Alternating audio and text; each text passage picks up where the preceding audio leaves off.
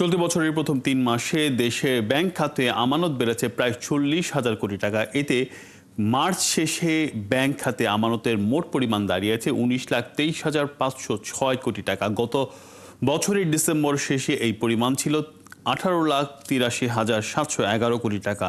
৩ মাসে আমানত বেড়েছে ৩৯,৭৯৫ কোটি টাকা, যা প্রায় ২% প্রবৃদ্ধি। বাংলাদেশ ব্যাংকের হালনাগাদ পরিসংখ্যান বলছে, গত বছরের একই সময়ের তুলনায় আমানত বেড়েছে ১,৬১,২০২ কোটি টাকা। ২০২৩ সালের মার্চ শেষে আমানতের পরিমাণ ছিল ১৭,৬২,৩০৩ কোটি টাকা। এদিকে ৩ মাসে আমানত যেমন বেড়েছে, তেমনি ঋণও বেড়েছে প্রায় ৩০,০০০ কোটি টাকা। মার্চ